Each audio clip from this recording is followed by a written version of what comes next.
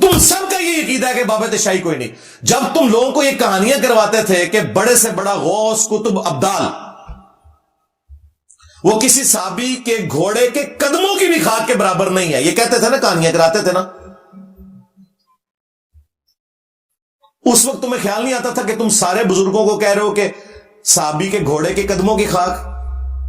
ہم تو اس کے ساتھ ایگری نہیں کرتے کہ آپ جانوروں کے قدموں کی خاک کے برابر کسی بھی انسان کو کرے جو کلمہ گو ہے.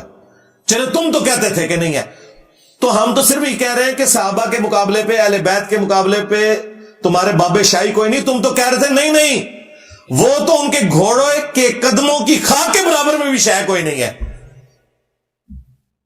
دیکھا کتنے گیا میرا دماغ.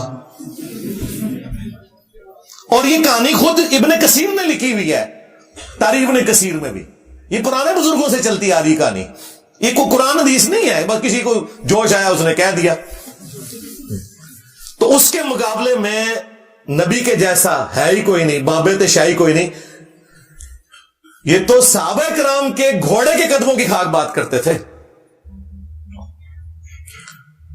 ہمیں تو یہ کہنا چاہیے ان کی ڈاکٹرن میں کہ صحابہ کرام کے گھوڑے اور گدوں کی خاک جیسا ہے ہی کوئی نہیں. تو اڈے غوث قطب ابدال تھے، شاہی کوئی نہیں. ہاں خود ہی کہتے تھے نا، اس کو شعر کہہ لو. میری زبان سے کوئی بات نکلتی ہے تو فوراً گستاخی لگتی ہے. سب کچھ تو تم لوگ خود کہتے رہو اور عقیدہ فخریہ پیش کرتے رہو. تو ہم کسی بزرگ کے گستاخ نہیں، گستاخیاں تم خود کرواتے ہو. اور بھائی جب تم یہ کہو گے کہ تمہارے ایک پیر نے، نقشبند سلسلے کے جو بزرگ ہیں، بہاول حق نقشبند، ہاں وہ بخارے سے چل پڑے، ہاں مریدنی منارے سے چل پڑی، ہاں جی، اور کیچ کر کے اتار دیا. حضرت شاہ نقشبند بخاری علیہ رحمہ نقشبندیوں کے امام ہیں. آپ کابل میں تشریف لائے تو بادشاہ کے گھر میں کام کرنے والی ایک خاتون آپ سے روحانی نسبت قائم کر لیتی ہے. جو اس کی ہم منصب تھی انہوں نے اس سے حسد کیا اور بادشاہ کے گھر کا زیور چوری کر کے اس پر الزام دھر دیا اور گواہیاں بھی دے دی. بادشاہ کو بڑا غصہ آیا کہ اس نے کوئی بات سنے بغیر کہا کہ اس کو لے جاؤ اور محل کی چھت سے اوپر گرا دو. خیر اس کو چھت پہ لے گئے. جب پھینکنے لگے تو اس کے دل میں خیال آیا، وہ کسی نے بتایا تھا کہ اوکھے ویلے بزرگ کام آتے ہیں، تو اس سے بڑھ کر اوکھا ویلا ہو کیا سکتا ہے. تو اس نے بخارے کی طرف منہ کر کے کہا، شیئا للہ چو گدائے مستمند المدد خواہم ز شاہ نقش بند. اور اتنے میں جلاد نے پیچھے سے دھکا دے دیا.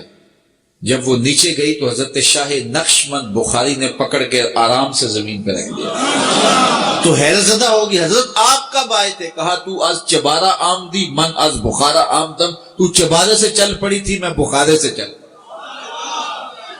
پکڑ کر اتارا، یہ الفاظ ہیں اس مولوی کے، پکڑ کر اتارا. جب تمہارے بابے نامحرم مریدنی کیچ کریں گے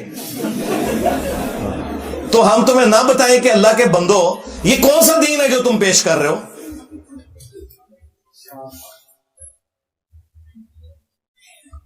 اندازہ کریں. اور صحیح بخاری اور مسلم دونوں میں حدیث ہے، ہماری ماں سیدہ عائشہ سلام اللہ علیہا کہتی ہیں کہ نبی علیہ السلام نے کبھی بیعت کے لیے بھی کسی عورت کے ہاتھ کو نہیں چھوا، اور ان کے پیر مریدنیاں کیچ کرتے ہیں ان کے کہنے پہ. تو اب مجھے بتائیں یہ بزرگوں کی توہین یہ کروا رہے ہیں یا ہم کر رہے ہیں؟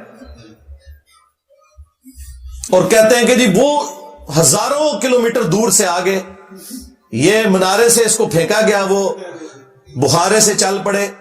اللہ کے بندو صحیح مسلم شریف کھولو. بنو سلمہ جو ہے وہ مسجد نبوی کے پاس شفٹ ہونے لگے، چوراہے پہ کھڑے تھے، نبی علیہ السلام پاس سے گزرے.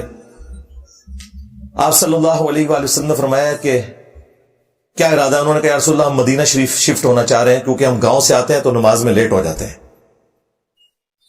تو اس لیے ارادہ کیا کہ ہم یہاں پہ شفٹ ہو جائیں. تو نبی علیہ السلام نے فرمایا جتنے قدم چل کے آتے ہو نا اللہ کے حضور یہ نیکی لکھی جاتی ہے. تو انہوں نے مدینہ شریف نبی علیہ السلام کی صحبت میں شفٹ ہونے کا ارادہ ترک کر کے واپس اپنے گاؤں چلے گئے. نبی علیہ السلام نے انہیں کیوں نہیں مشورہ دیا کہ تم بھی وہ اس گاؤں سے اڑ کے آ جانا، جس طرح وہ بخارے سے اڑ کے منارے سے اڑنے والی کو کیچ کرے گا تو تم اڑ کے آ جایا کرو جو تمہیں آنے میں اتنی تکلیف ہوتی ہے. اس زمانے میں تو کوئی نہیں تھا اڑتا. پھر میں یہ کیوں نہ کہوں کہ صحابہ کرام جیسا اہل البیت جیسا ہے ہی کوئی نہیں. تیرے بابے تے شاہی کوئی نہیں, جھوٹ مار رہے ہو تسی, کوڑ مار دے پہ ہو.